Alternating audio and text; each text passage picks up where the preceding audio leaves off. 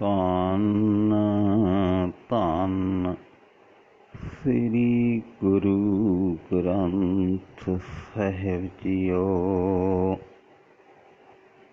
ਅੰਕ 227 ਗੌੜੀ ਮਹਿਲਾ ਪਹਿਲਾ। ਪ੍ਰਥਮੇ ਬ੍ਰਹਮਾ ਕਾਲੇ ਵਸ ਆਇਆ। ਹੋਰ ਜੀਵਾਂ ਦੀ ਤਾਂ ਗੱਲ ਹੀ ਕੀ ਕਰਨੀ, ਸਭ ਤੋਂ ਪਹਿਲਾਂ ਬ੍ਰਹਮਾ ਹੀ ਆਤਮਿਕ ਮੌਤ ਦੀ ਫਾਹੀ ਵਿੱਚ ਫਸ ਗਿਆ। ਬ੍ਰਹਮ ਕਮਲ ਪਿਆਲ ਨਾ ਪਾਇਆ। ਵਿਸ਼ਨੂੰ ਦੀ ਨਾਭੀ ਤੋਂ ਉੱਗੇ ਹੋਏ ਜਿਸ ਕਮਲ ਵਿੱਚੋਂ ਬ੍ਰਹਮਾ ਜੰਮਿਆ ਸੀ, ਉਸ ਦਾ ਅੰਤ ਲੈਣ ਲਈ ਪਤਾਲ ਵਿੱਚ ਜਾ ਪਹੁੰਚਿਆ, ਪਰ ਬ੍ਰਹਮ ਕਮਲ ਦਾ ਅੰਤ ਨਾ ਲੱਭ ਸਕਿਆ ਤੇ ਸ਼ਰਮਿੰਦਾ ਹੋਣਾ ਪਿਆ। ਇਹ ਹਉਮੈ ਦੀ ਹੀ ਮੌਤ ਹੈ।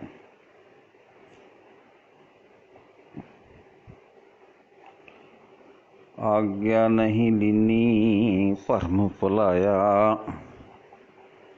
ਉਸਨੇ ਆਪਣੇ ਗੁਰੂ ਦੀ ਆਗਿਆ ਵੱਲ ਗੌਰ ਨਾ ਕੀਤਾ। ਇਸ ਹਉਮੈ ਵਿੱਚ ਆ ਕੇ ਕਿ ਮੈਂ ਇਤਨਾ ਵੱਡਾ ਹਾਂ, ਮੈਂ ਕਿਵੇਂ ਕਮਲ ਦੀ ਡੰਡੀ ਵਿੱਚੋਂ ਪੈਦਾ ਹੋ ਸਕਦਾ ਹਾਂ, ਭਟਕਣਾ ਵਿੱਚ ਪੈ ਕੇ ਕੁਰਾਹੇ ਪੈ ਗਿਆ। ਜੋ ਉਪਜੇ ਸੋ ਕਾਲ ਸੰਗਾਰਿਆ। ਜਗਤ ਵਿੱਚ ਜਿਹੜਾ ਜੀਵ ਜਨਮ ਲੈਂਦਾ ਹੈ ਤੇ ਗੁਰੂ ਦਾ ਸ਼ਬਦ ਆਪਣੇ ਹਿਰਦੇ ਵਿੱਚ ਨਹੀਂ ਵਸਾਉਂਦਾ, ਮੌਤ ਦੇ ਸਹਿਮ ਨੇ ਉਸ ਦਾ ਆਤਮਿਕ ਜੀਵਨ ਪੱਲਰਨ ਨਹੀਂ ਦਿੱਤਾ। ਹਮ ਹਰ ਰਾਖੇ ਗੁਰ ਸ਼ਬਦ ਵਿਚਾਰਿਆ ਰਹਾਉ। ਮੇਰੇ ਆਤਮਿਕ ਜੀਵਨ ਨੂੰ ਪਰਮਾਤਮਾ ਨੇ ਆਪ ਬਚਾ ਲਿਆ ਹੈ, ਕਿਉਂਕਿ ਉਸ ਦੀ ਮਿਹਰ ਨਾਲ ਮੈਂ ਗੁਰੂ ਦੇ ਸ਼ਬਦ ਨੂੰ ਆਪਣੇ ਹਿਰਦੇ ਵਿੱਚ ਵਸਾ ਲਿਆ ਹੈ। ਰਹਾਉ। ਮਾਇਆ ਮੋਹ ਦੇਵੀ ਸਭ ਦੇਵਾ। ਸਾਰੇ ਦੇਵੀਆਂ ਤੇ ਦੇਵਤੇ ਮਾਇਆ ਦੇ ਮੋਹ ਵਿੱਚ ਫਸੇ ਹੋਏ ਹਨ। ਇਹੀ ਹੈ ਆਤਮਿਕ ਮੌਤ। ਕਾਲ ਨਾ ਛੋਡੇ ਬਿਨ ਗੁਰ ਕੀ ਸੇਵਾ। ਇਹ ਆਤਮਿਕ ਮੌਤ ਗੁਰੂ ਦੀ ਦੱਸੀ ਸੇਵਾ ਕਰਨ ਤੋਂ ਬਿਨਾਂ ਖਲਾਸੀ ਨਹੀਂ ਕਰਦੀ। ਉਹ ਅਵਨਾਸੀ ਅਲਖ ਅਭੇਵਾ। ਇਸ ਆਤਮਿਕ ਮੌਤ ਤੋਂ ਬਚਿਆ ਹੋਇਆ ਸਿਰਫ ਇੱਕ ਪਰਮਾਤਮਾ ਹੈ, ਜਿਸ ਦੇ ਗੁਣ ਬਿਆਨ ਨਹੀਂ ਹੋ ਸਕਦੇ, ਜਿਸ ਦਾ ਭੇਦ ਨਹੀਂ ਪਾਇਆ ਜਾ ਸਕਦਾ। ਸੁਲਤਾਨ ਖਾਨ ਬਾਦਸ਼ਾਹ ਨਹੀਂ ਰਹਿਣਾ। ਉਂਝ ਤਾਂ ਸੁਲਤਾਨ ਹੋਣ, ਖਾਨ ਹੋਣ, ਬਾਦਸ਼ਾਹ ਹੋਣ, ਕਿਸੇ ਨੇ ਵੀ ਇੱਥੇ ਸਦਾ ਟਿਕੇ ਨਹੀਂ ਰਹਿਣਾ। ਨਾਮੋ ਭੂਲੇ ਜਮ ਕਾ ਦੁੱਖ ਸਹਿਣਾ। ਪਰ ਪਰਮਾਤਮਾ ਦੇ ਨਾਮ ਤੋਂ ਜੋ ਖੁੰਝਦਾ ਹੈ, ਉਹ ਜਮ ਦਾ ਦੁੱਖ ਸਹਾਰਦਾ ਹੈ। ਉਹ ਆਪਣੀ ਆਤਮਿਕ ਮੌਤ ਵੀ ਸੇੜ ਲੈਂਦਾ ਹੈ। ਇਸੇ ਕਰਕੇ ਹੇ ਪ੍ਰਭੂ, ਮੈਂ ਤਰ ਨਾਮ ਜਿਉ ਰਾਖੋ ਰਹਿਣਾ। ਮੈਨੂੰ ਤੇਰਾ ਨਾਮ ਹੀ ਸਹਾਰਾ ਹੈ। ਮੈਂ ਇਹੀ ਅਰਦਾਸ ਕਰਦਾ ਹਾਂ, ਜਿਵੇਂ ਹੋ ਸਕੇ ਮੈਨੂੰ ਆਪਣੇ ਨਾਮ ਵਿੱਚ ਜੋੜੀ ਰੱਖ। ਮੈਂ ਤੇਰੇ ਨਾਮ ਵਿੱਚ ਹੀ ਟਿਕਿਆ ਰਹਾਂ। ਚੌਧਰੀ ਰਾਜੇ ਨਹੀਂ ਕਿਸੇ ਮੁਕਾਮ। ਚੌਧਰੀ ਰਾਜੇ ਨਹੀਂ ਕਿਸੇ ਮੁਕਾਮ। ਚੌਧਰੀ ਹੋਣ, ਰਾਜੇ ਹੋਣ, ਕਿਸੇ ਦਾ ਵੀ ਇੱਥੇ ਪੱਕਾ ਡੇਰਾ ਨਹੀਂ ਹੈ। ਸਾਹ ਮਰੇ ਸੰਚੇ ਮਾਇਆ ਦਾਮ। ਪਰ ਜਿਹੜੇ ਸਾਹ ਨਿਰੀ ਮਾਇਆ ਹੀ ਜੋੜਦੇ ਹਨ, ਨਿਰੇ ਪੈਸੇ ਹੀ ਇਕੱਠੇ ਕਰਦੇ ਹਨ, ਉਹ ਆਤਮਿਕ ਮੌਤ ਮਰ ਜਾਂਦੇ ਹਨ। ਮੈਂ ਤਨ ਦੀਜੈ ਹਰ ਅੰਮ੍ਰਿਤ ਨਾਮ। ਹੇ ਹਰੀ, ਮੈਨੂੰ ਆਤਮਿਕ ਜੀਵਨ ਦੇਣ ਵਾਲਾ ਆਪਣਾ ਨਾਮ ਧਨ ਬਖਸ਼। ਰਈਅਤ ਮਹਿਰ ਮੁਕੱਦਮ ਸਿਕਦਾਰੈ। परजा दे मुखिए चौधरी सरदार, निश्चल कोई न दिसै संसारै। कोई भी ऐसा नहीं दिसता जो संसार विच सदा टिकिया रह सके। आफरियो काल कूड़ सिर मारै। बली काल उसके सिर उत्ते चोट मारदा है, उसनूं आत्मिक मौत मारदा है जिसदे हिरदे विच माया दा मोह है। निश्चल एक सच्चा सच सोई। सदा अटल रहने वाला केवल इको एक परमात्मा ही है। जिन कर साजी तिने सब कोई। जिसने ही सारी सृष्टि रची बनाई है, वो आप ही इसनूं अपने अंदर ले कर लेंदा है। वो गुरमुख जापै तां पत होई। जदों गुरु दी सरन पिया वो परमात्मा हर तां दिस पए तां जीव दा आत्मिक जीवन पलरदा है। तदों इसनूं प्रभु दी हजूरी विच आदर मिलदा है।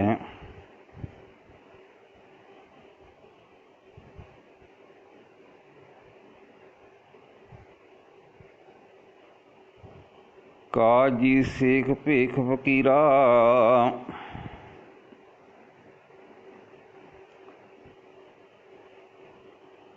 काजी अखवाण, सेख अखवाण, बड़े बड़े सिखां वाले फकीर अखवाण। बड़े कहा मैं हूँ मैं तन पीरा। दुनिया विच आप नूं बड़े बड़े अखवाण, पर जे शरीर विच हउमे दी पीड़ है। काल न छोड़े बिन सतगुर की धीरा। तां मौत खलासी नहीं करदी, आत्मिक मौत खलासी नहीं करदी। आत्मिक जीवन पलरदा नहीं। सतगुरु तो मिले नाम आधार तो बिना ये आत्मिक मौत टिकी ही रहिंदी है। काल जाल जीवा अरनैणी। निंदिया आदिक दे कारण जीव दे राही पराया रूप तकण दे कारण अखां दे राही। कानी काल सुने विख वैणी अते कन्नां दे राही, क्योंकि जीव आत्मिक मौत लियाउण वाले निंदिया आदिक दे वचन सुनदा है। आत्मिक मौत दा हाल जीवां दे सिर उत्ते सदा तणिया रहिंदा है। बिन शब्द दे मूठे दिन रहणी। गुरु दे शब्द का सहारा लैण तो बिना जीव दिन रात आत्मिक जीवन के गुणों तो लुटे जा रहे हैं। हिरदे साच बसै हर नाए। काल न जोहे सकै गुण गाए। जिस मनुख के हिरदे विच सदा सिर प्रभु सदा वसिया रहिंदा है, जो मनुख परमात्मा के नाम विच सदा टिकिया रहिंदा है, आत्मिक मौत का सहम उस वल कदे तक भी नहीं सकता, क्योंकि वह सदा प्रभु के गुण गाता है। नानक गुरमुख शब्द समाए। हे नानक, मनुख गुरु के शब्द सन्मुख होके गुरु शब्द के राही प्रभु चरणों में सदा लीन रहिंदा है। गौड़ी महला पहला। बोले साच मिथ्या नहीं राई। जिहड़े मनुख सदा टल रहने वाले बोल ही बोलते हैं, तां भी झूठ नहीं बोलते। चल गुरमुख हुक्म रजाई। गुरु के सन्मुख रह के रजा दे मालक प्रभु के हुक्म विच तुरते हैं। रहे अतीत सच्चे सरनाई। वो सदा सिर प्रभु की सन विच रह के माया के प्रभाव तो उतां रहिंदे हैं।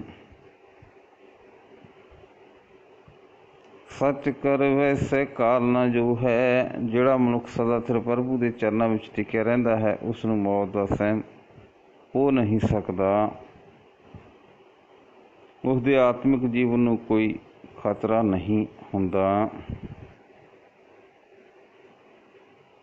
मन मुखो आवत जावत दुख मोह रहाओ। पर अपने मन के मरीज मनुख नूं मोह विच फसे होने के कारण जन्म मरण का दुख दवाई रखता है। रहाओ ऐ पियो पियो अकथ कथ रही है।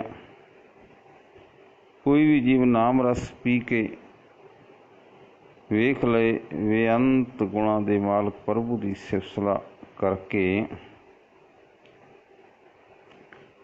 निज कर वैस सहस कर लही है। निज कर विच टिके रह सकींदा है।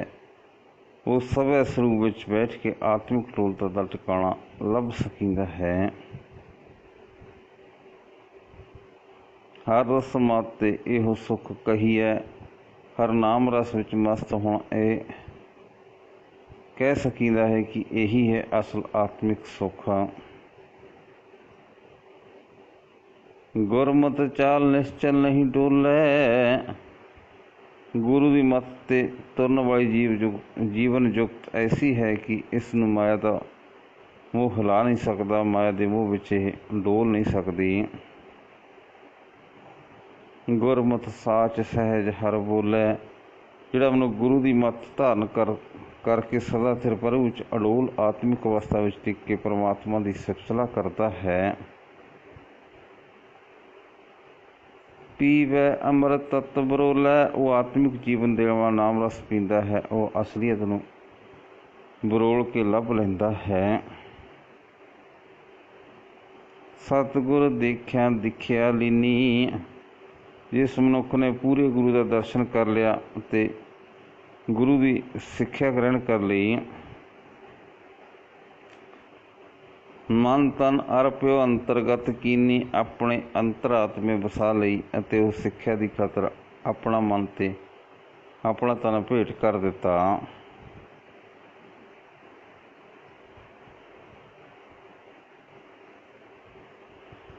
गत मित पाई आत्म चीनी। ते जिस मनुख ने यह सिक्ख्या की बरकत नाल सदा सिर प्रभु के चरणों में जुड़ना शुरू कर दिता, उसने अपने असली नूं पछाण लिया। उसनूं समझ आ गई कि परमात्मा सब तो उच्ची आत्मिक अवस्था वाला है ते बेअंत वडियाई वाला है। भोजन नाम निरंजन सार। जिहड़ा मनुख सदा सिर प्रभु के चरणों में जुड़ता है, निरंजन के श्रेष्ठ नाम अपनी आत्मिक खुराक बनाता है। परमहंस सच जोत अपार। वो सदा सिर रहने वाला परमहंस बन जाता है। बेअंत प्रभु की जोत उसके अंदर चमक पैंदी है। परमहंस सच जोत अपार। जय देखूं तह एकंकार। बेशक किसी भी पासे तक के वेख ले, उसनूं हर थां एक परमात्मा ही दिसता है। रहे निरालम एका सच करनी। सच घर विच बैसन वाला वो मनुख माया के प्रभाव तो निर्लेप रहिंदा है। सदा सिर प्रभु का सिमरन ही उसकी नित दी कार हो जाती है।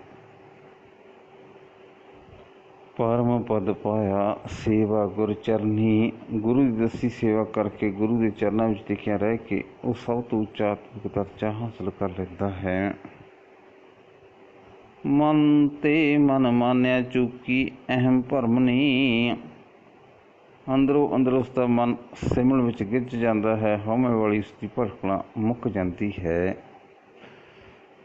इन विद कौन कौन नहीं तारिया। सच घर विच बैठे रहने की यह विधि ने किस किस नूं संसार संतो पार नहीं निगाया।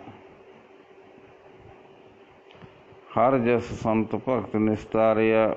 परमात्मा की सिफसला ने सारे संतां नूं भगतां नूं पार निगा दिता।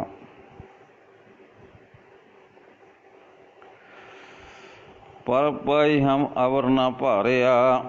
जिसने जस किया उसनूं प्रभु जी मिल पे। मैं भी प्रभु की सिफसला ही करदा हाँ, उस तो बिना किसी होर नूं नहीं भालदा। साच महल गुर अलख लखाया। सदा सिर प्रभु के महल विच अपना ते गुरु ने जिस मनुख नूं अलख प्रभु का रूप हिरदे विच प्रतख कर दिता। ਸਾਚ ਮਹਿਲ ਗੁਰ ਅਲਖ ਲਿਖਾਇਆ। ਸਦਾਤਰ ਪ੍ਰਭੂ ਦੇ ਮਹਿਲ ਵਿੱਚ ਅਪੜਾ ਕੇ ਗੁਰੂ ਨੇ ਜਿਸ ਮਨੁੱਖ ਨੂੰ ਅਲਖ ਪ੍ਰਭੂ ਦਾ ਰੂਪ ਹਿਰਦੇ ਵਿੱਚ ਪ੍ਰਤੱਖ ਕਰ ਦਿੱਤਾ, ਨਿਸ਼ਚਲ ਮੈਲ ਨਹੀਂ ਛਾਇਆ ਮਾਇਆ, ਉਸ ਨੂੰ ਉਹ ਅਟਲ ਟਿਕਾਣਾ ਸਦਾ ਲਈ ਪ੍ਰਾਪਤ ਹੋ ਗਿਆ, ਜਿਸ ਉੱਤੇ ਮਾਇਆ ਦਾ ਪ੍ਰਭਾਵ ਨਹੀਂ ਪੈਂਦਾ। ਸਾਚ ਸੰਤੋਖੇ ਭਰਮ ਚੁਕਾਇਆ। ਜਿਹੜੇ ਜਿਹੜੇ ਬੰਦੇ ਸਦਾਥਿਰ ਪ੍ਰਭੂ ਵਿੱਚ ਜੁੜ ਕੇ ਮਾਇਆ ਵੱਲੋਂ ਰਚ ਜਾਂਦੇ ਹਨ, ਉਹਨਾਂ ਦੀ ਭਟਕਣਾ ਮੁੱਕ ਜਾਂਦੀ ਹੈ। ਜਿਨ ਕੇ ਮਨ ਵਸਿਆ ਸੱਚ ਸੋਈ। ਜਿਨ੍ਹਾਂ ਮਨੁੱਖਾਂ ਦੇ ਮਨ ਵਿੱਚ ਉਸ ਸਦਾਥਿਰ ਰਹਿਣ ਵਾਲਾ ਪਰਮਾਤਮਾ ਵਸ ਪੈਂਦਾ ਹੈ। ਤਿੰਨ ਕੀ ਸੰਗਤ ਗੁਰਮੁਖ ਹੋਈ। ਉਹਨਾਂ ਦੀ ਸੰਗਤ ਜਿਸ ਮਨੁੱਖ ਨੂੰ ਗੁਰੂ ਦੀ ਸ਼ਰਨ ਪੈ ਕੇ ਪ੍ਰਾਪਤ ਹੁੰਦੀ ਹੈ। ਨਾਨਕ ਸਾਚ ਨਾਮ ਮਲ ਕੋਈ। ਇਹ ਨਾਨਕੋ ਮਨੁੱਖ ਪ੍ਰਭੂ ਦੇ ਸਦਾਥਿਰ ਨਾਮ ਵਿੱਚ ਜੁੜ ਕੇ ਆਪਣੇ ਮਨ ਦੀ ਵਿਕਾਰਾਂ ਦੀ ਮੈਲ ਸਾਫ਼ ਕਰ ਲੈਂਦਾ ਹੈ। ਵਾਹਿਗੁਰੂ ਜੀ ਕਾ ਖਾਲਸਾ, ਵਾਹਿਗੁਰੂ ਜੀ ਕੀ ਫਤਿਹ।